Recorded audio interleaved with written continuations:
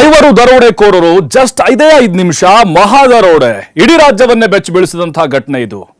ಮೈಸೂರಿನ ಹುಣಸೂರಿನಲ್ಲಿ sky jewellery ಶಾಪ್ನಲ್ಲಿ ಆಗಿದಂತಹ ಒಂದು ದರೋಡೆ ಇದು.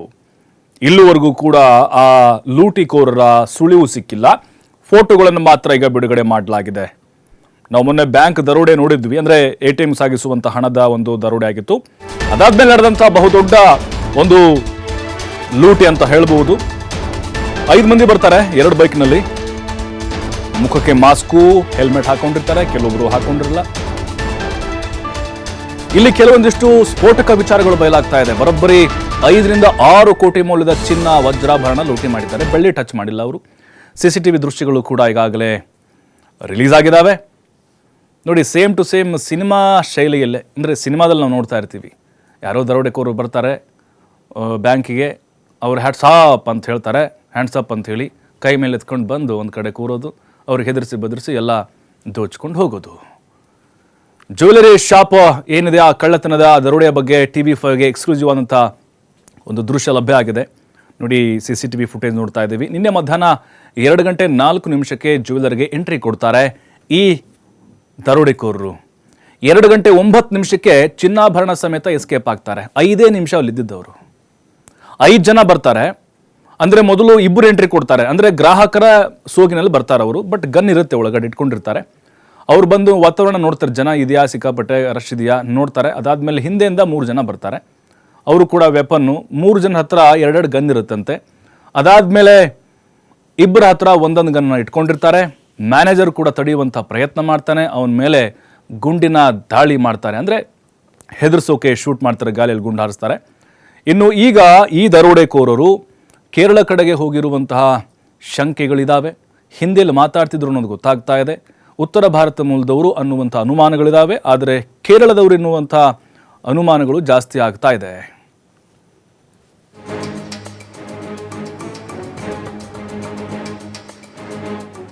ಹುಣಸೂರಿನ ಚಿನ್ನದಂಗಡಿಯಲ್ಲಿ ದರೋಡೆ ಪ್ರಕರಣ ಈ ಹಿಂದೆಯೂ ನಡೆದಿತ್ತು. ಚಿನ್ನದಂಗಡಿ ದರೋಡೆ ವಿದ್ಯಾರಣ್ಯಪುರದ ಅಮೃತ್ ಗೋಲ್ಡ್ನಲ್ಲಿ ರಾಬರಿ ಆಗಿತ್ತು. 8 ಜನ ದರೋಡೆಕೋರರಿಂದ ಈ ಕೃತ್ಯ ನಡೆದಿತ್ತು. ಆಗಸ್ಟ್ 23, 2021ಕ್ಕೆ ಇಂಥದ್ದೇ ಘಟನೆ. ಗನ್ ಹಿಡಿದು ಬರ್ತಾರೆ, ನುಗ್ತಾರೆ, ಗುಂಡು ಹಾರಿಸಿ ಗ್ರಾಹಕನೊಬ್ಬನನ್ನ ಕೊಂದಿದ್ರು. ಹೆಚ್ಚಿನ ಜನ ಸಂಚಾರ ಇರುವಂತಹ ರಸ್ತೆಯಲ್ಲಿ ರಾಬರಿ ನಡೆದಿತ್ತು. ದರೋಡೆ ಬಳಿಕ ಹೊರ ರಾಜ್ಯಗಳಿಗೆ ಕಳ್ಳರು ಎಸ್ಕೇಪ್ ಆಗಿದ್ರು. ಪ್ರಕರಣದಲ್ಲಿ 8 ಮಂದಿ ಕಿರಾತಕರು ಭಾಗಿಯಾಗಿದ್ರು. 8 ಆರೋಪಿಗಳ ಪೈಕಿ 6 ಮಂದಿ ಮಾತ್ರ ಬಂಧನ ಆಯಿತು. ಇಷ್ಟು ವರ್ಷ ಕಳೆದ್ರೂ ಕೂಡ 2 ಆರೋಪಿಗಳು ಸಿಕ್ಕಿಲ್ಲ. ನೋಡಿ, ಅವರೆಲ್ಲ ಬಿಂದಾಸ್ ಆಗಿರ್ತಾರೆ ರೀ. ಸಿಗದೇ ಇರೋರು ಫಾರಿನ್ಗೆ ಹೋಗಿ ಸೆಟ್ಲ್ ಆಗಿಬಿಟ್ಟಿರ್ತಾರೆ ಅವರು. ಈ 5-6 ಕೋಟಿ ಏನು ಅಥವಾ ಕೋಟಿ ಮೇಲೆಲ್ಲ ರಾಬರಿ ಮಾಡುವಂಥವ್ರು. ನೋಡಿ, ಈ ಹಿಂದೆ ಕೂಡ ಇದೇ ರೀತಿಯ ಒಂದು ಘಟನೆ ನಡೆದಿತ್ತು. ಅದು ಹುಣಸೂರಿನಲ್ಲೇ ಜನನ ಬೀಡುವಾದಂಥ ಒಂದು ಪ್ರದೇಶದಲ್ಲಿ. ಆಗಲೂ ಗನ್ ಹಿಡ್ಕೊಂಡು ಬಂದು ಹೆದರಿಸಿ ಬೆದರಿಸಿ ಒಬ್ಬನನ್ನು ಕೊಂದೇ ಬಿಟ್ಟಿದ್ರಲ್ಲಿ. ಗ್ರಾಹಕರ ಸೋಗಿನಲ್ಲಿ ಬಂದು 2021ರಲ್ಲಿ ದರೋಡೆ ಆಗಿತ್ತು. ಯಾರು ವಿರೋಧ ಮಾಡಕ್ಕೆ ಬಂದಿದ್ನಲ್ವಾ, ವಿದ್ಯಾರಣ್ಯಪುರದ ಅಮೃತ್ ಗೋಲ್ಡ್, ಅಲ್ಲಿ 8 ಜನ ನುಗ್ಗಿದ್ರು. ಆ ಟೈಮ್ನಲ್ಲಿ ಗುಂಡು ಹಾರಿಸ್ಬಿಡ್ತಾರೆ ಗ್ರಾಹಕನೊಬ್ಬನನ್ನು, ಅಂದರೆ ಗುಂಡು ಹಾರಿಸಿ ಕೊಂದಿದ್ರು. ಹೆಚ್ಚಿನ ಜನಸಂಚಾರ ಇರುವಂತಹ ರಸ್ತೆಯಲ್ಲೇ ಆ ರಾಬರಿ ನಡೆದಿತ್ತು. ಆ ದೃಶ್ಯವನ್ನು ಕೂಡ ನೋಡ್ತಾ ಇದ್ದೀವಿ. 2021 ವಿದ್ಯಾರಣ್ಯಪುರ, ಮೈಸೂರದ್ದು, ಹುಣಸೂರದಲ್ಲ, ಮೈಸೂರು ಸಿಟಿ. ಇನ್ನು ನಿನ್ನೆ ನಡೆದಿದ್ದು ಹುಣಸೂರದು. ಇತ್ತೀಚೆಗೆ ಹಾಡಾಗಲೇ ಇಂಥ ಘಟನೆಗಳು ಆಗ್ತಾ ಇದ್ದಾವೆ. ಕಾನೂನು ಭಯ ಇಲ್ಲ. ಎಷ್ಟು ಈಸಿಯಾಗಿ ಕಳ್ತನ ಮಾಡ್ಕೊಂಡು ಹೋಗಿದ್ದಾರೆ ನೋಡಿ. ಭಾಳ ಆರಾಮಾಗಿ ಕೂಲಾಗಿ, ಏನು ಟೆನ್ಷನ್ನೇ ಇಲ್ಲ ಅವ್ರಿಗೆ. ಯಾಕಂದರೆ ಕೈಯಲ್ಲಿ ಗನ್ಗಳಿದಾವಲ್ಲ. ಪಾಪ ಎಲ್ಲ ಹೆದರ್ಕೊಂಡು ಅಲ್ಲೇ ಕೂತು ಬಿಟ್ಟಿದ್ರು. ಪ್ರತಿರೋಧ ಕೂಡ ಒಡ್ಲಿಕ್ಕೆ ಆಗಲಿಲ್ಲ. ಇನ್ನು ಅದು ವಿದ್ಯಾರಣ್ಯಪುರ ಘಟನೆ ನೋಡಿ, ಅಲ್ಲಿ ಗ್ರಾಹಕರನ್ನು ಶೂಟ್ ಮಾಡಿ ಹೋಗ್ತಾರೆ. ಅಲ್ಲೇ ಆತ ಕುಸಿದು ಬೀಳ್ತಾನೆ. ಪ್ರಾರಂಭದಲ್ಲಿ ಗೊತ್ತೇ ಆಗ್ತಿರಲ್ಲ ಏನು ಆಗಿರುತ್ತೆ ಅಂಥೇಳಿ. ಅದಾದಮೇಲೆ ಗೊತ್ತಾಗುತ್ತೆ ದರೋಡೆ ಆಗಿತ್ತು ಅಂಥೇಳಿ. ಮತ್ತಷ್ಟು ಮಾಹಿತಿ ನಮ್ಮ ಪ್ರತಿನಿಧಿ ಪುನೀತ್ ನೀಡ್ತಾರೆ ನೇರ ಸಂಪರ್ಕದಲ್ಲಿ. ಪುನೀತ್, ನಿಜಕ್ಕೂ ಇಡೀ ರಾಜ್ಯ ಖಂಡಿತ ಬೆಚ್ಚಿ ಬಿದ್ದಿದೆ ಅಂತ ಅನಿಸ್ತಾ ಇದೆ. ಯಾಕಂದರೆ ಸರಣಿ ಈ ರೀತಿ ದರೋಡೆ ಕೇಸಸ್ಗಳು ಆಗ್ತಾ ಇದೆ ಮೈಸೂರಿನಲ್ಲಿ. ನಿನ್ನೆ ನಡೆದಂಥ ಆ ಘಟನೆ CCTV ನೋಡ್ತಾ ಇದ್ರೆ ಆರಾಮಾಗಿ ಯಾವುದೇ ಭಯ ಇಲ್ಲದೆ ನುಗ್ತಾರೆ, ಎಂಟ್ರಿ ಕೊಡ್ತಾರೆ, ಹೆದರಿಸ್ತಾರೆ, ದೋಚ್ಕೊಂಡು ಹೋಗ್ತಾರೆ. ಹಾಗೆ 21 ಘಟನೆ ಕೂಡ ಅದು ಹಾಗೆ ಅನಿಸಿತ್ತು. ಇವೆಲ್ಲ ನೋಡ್ತಾ ಇದ್ರೆ ಪೊಲೀಸರಿಗೆ ಚಾಲೆಂಜ್ ಆಗ್ತಿದೆಯಾ ಅಂತ ಈ ದರೋಡೆ ಕೇಸ್ಗಳು? ಮತ್ತೆ ನಿನ್ನೆ ಕೇಸ್ಗೆ ಸಂಬಂಧಪಟ್ಟಂತೆ ಏನೆಲ್ಲ ಸುಳಿವುಗಳು ಸಿಗ್ತಾ ಇದೆ?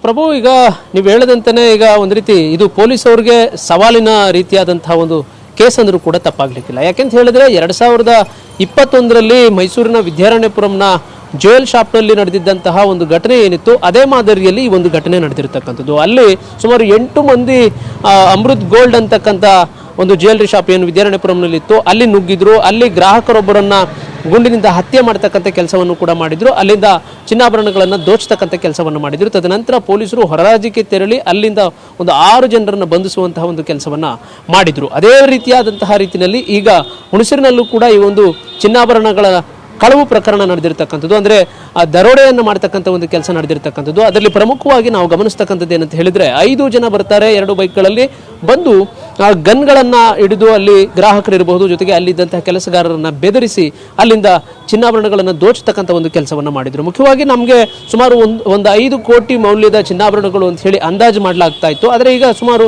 10 ಕೋಟಿಯವರೆಗೂ ಕೂಡ ಚಿನ್ನಾಭರಣಗಳು ಇದ್ವು ಅಂತ ಹೇಳಲಾಗ್ತಾ ಇದೆ. ಆದರೆ ನಿಖರವಾದಂತಹ ಮಾಹಿತಿ ಇನ್ನೂ ಕೂಡ ಸಿಕ್ಕಿಲ್ಲ. ಸದ್ಯಕ್ಕೆ ಪೊಲೀಸರು ಈ 5 ಜನ ಆರೋಪಿಗಳನ್ನ ಸೆರೆ ಹಿಡಿಯಲಿಕ್ಕೆ ಸಾಕಷ್ಟು ಕಾರ್ಯಾಚರಣೆಯನ್ನು ಮಾಡ್ತಾ ಇರತಕ್ಕಂಥದ್ದು. ಇದಕ್ಕೆ ಸಂಬಂಧಪಟ್ಟಂತೆ ಈಗ 5 ಗಂಟೆಗೆ ಡಿವೈಎಸ್ಪಿ ಅವರು ಕೂಡ ಮಾಹಿತಿಯನ್ನು ನೀಡಲಿಕ್ಕೆ ಸುದ್ದಿಗೋಷ್ಠಿಯನ್ನು ಕೂಡ ಕರೆದಿದ್ದಾರೆ. ಇದು ಒಂದು ಕಡೆ ಆಗಿರ್ತಕ್ಕಂಥ ವಿಚಾರ. ಮತ್ತೊಂದು ಕಡೆ ನಾವು ಗಮನಿಸ್ತಕ್ಕಂಥದ್ದು ಆ ಒಂದು CCTV ದೃಶ್ಯಗಳನ್ನು ಆಧರಿಸಿ ಈಗಾಗಲೇ ಇಡೀ ಜಿಲ್ಲೆಯಾದ್ಯಂತ ಇರತಕ್ಕಂಥ ಚೆಕ್ ಪೋಸ್ಟ್ಗಳಲ್ಲಿ ಪೊಲೀಸರು ನಿಗಾವನ್ನು ವಹಿಸಿರ್ತಕ್ಕಂಥದ್ದು, ತಪಾಸಣೆಯನ್ನು ಮಾಡ್ತಕ್ಕಂಥ ಒಂದು ಕೆಲಸವನ್ನು ಮಾಡಿದ್ದಾರೆ. ಪ್ರಮುಖವಾಗಿ ಹುಣಸೂರಿಗೆ ಹತ್ತಿರವಾಗಿರ್ತಕ್ಕಂಥದ್ದು ಮುಖ್ಯವಾಗಿ ಕೇರಳ ಇರಬಹುದು, ಜೊತೆಗೆ ಮಂಗಳೂರು, ಹಾಸನ ಈ ಭಾಗಗಳು ಹತ್ತಿರದಲ್ಲಿ ಇರತಕ್ಕಂಥ ಒಂದು ಹಿನ್ನೆಲೆಯಲ್ಲಿ ಆ ಒಂದು ಗಡಿ ಭಾಗಗಳಲ್ಲಿ ಹೆಚ್ಚಿನ ನಿಗಾವನ್ನು ವಹಿಸಲಾಗಿದೆ.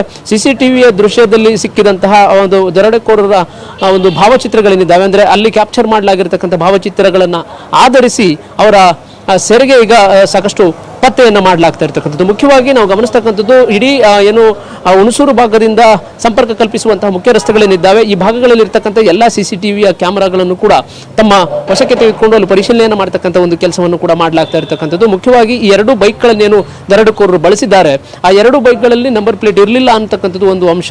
ಜೊತೆಗೆ ಇವತ್ತು ಏನು ನಿನ್ನೆ ನಡೆದಿರ್ತಕ್ಕಂಥ ಈ ಒಂದು ಘಟನೆಗಿಂತ ಮುಂಚೆ ಅಂದರೆ 26ನೇ ತಾರೀಕು ಮೈಸೂರಿನ ನಗರದಲ್ಲೂ ಕೂಡ ಈ ಮುಸುಕುದಾರಿಗಳು ಸುಮಾರು 5-6 ಜನ ಮಾರಕಾಸ್ತ್ರಗಳನ್ನು ಹಿಡಿದು ಬಡಾವಣೆಗಳಲ್ಲಿ ಓಡಾಡಿರ್ತಕ್ಕಂಥದ್ದು, ಬೈಕ್ಗಳನ್ನು ಕದ್ದಿರ್ತಕ್ಕಂಥದ್ದು ಇದೆಲ್ಲವೂ ಕೂಡ ಇರತಕ್ಕಂಥದ್ದು. ಹೀಗಾಗಿ ಇದಕ್ಕೂ ಅದಕ್ಕೂ ಏನಾದರೂ ಸಂಬಂಧ ಇದೆಯಾ ಅನ್ನೋ ಒಂದು ರೀತಿಯಲ್ಲಿ ತನಿಖೆಯನ್ನು ಮಾಡ್ತಕ್ಕಂಥದ್ದು ಇರ್ಬೋದು. ಜೊತೆಗೆ ಅಂಗಡಿ ಮಾಲೀಕರೇನಿದ್ದಾರೆ ಅವರು ಅಷ್ಟು ಪ್ರಮಾಣದ ಚಿನ್ನಾಭರಣಗಳನ್ನು ಅಲ್ಲಿ ಆ ಶಾಪ್ನಲ್ಲಿ ಇಟ್ಟ ನಂತರ ಅಲ್ಲಿಗೆ ಸೆಕ್ಯೂರಿಟಿ ಆಫೀಸರ್ನ ನೇಮಿಸ್ತಕ್ಕಂಥ ವಿಚಾರ ಇರಬಹುದು. ಅಲ್ಲಿ ಸೆಕ್ಯೂರಿಟಿ ಆಫೀಸರ್ ಇರಲಿಲ್ವಾ ಇದೆಲ್ಲದರ ಬಗ್ಗೆಯೂ ಕೂಡ ಹಲವು ಆಯಾಮಗಳಲ್ಲಿ ಈಗ ತನಿಖೆಯನ್ನು ಮಾಡ್ತಕ್ಕಂಥ ಒಂದು ಕೆಲಸವನ್ನ ಮಾಡಲಾಗಿರ್ತಕ್ಕಂಥದ್ದು. ಈಗ ಪೊಲೀಸರು ಕರೆದಿರ್ತಕ್ಕಂಥ ಸುದ್ದಿಗೋಷ್ಠಿಯನ್ನು ನೋಡಿದಂತಹ ಸಂದರ್ಭದಲ್ಲಿ ಎಲ್ಲೋ ಒಂದು ಕಡೆ ಆರೋಪಿಗಳ ಪತ್ತೆಗೆ ಎಲ್ಲೋ ಸಾಕಷ್ಟು ಕ್ಲೂಗಳು ಸಿಕ್ಕಿರಬಹುದು ಅಂತಲೂ ಕೂಡ ನಾವು ಅಂದಾಜಿಸಬಹುದು. ಯಾಕೆಂತ ಹೇಳಿದ್ರೆ ಆ ಮಟ್ಟಕ್ಕೆ ಪೊಲೀಸರು ಈಗ ಭರವಸೆಯನ್ನು ಕೊಟ್ಟಿದ್ದಾರೆ.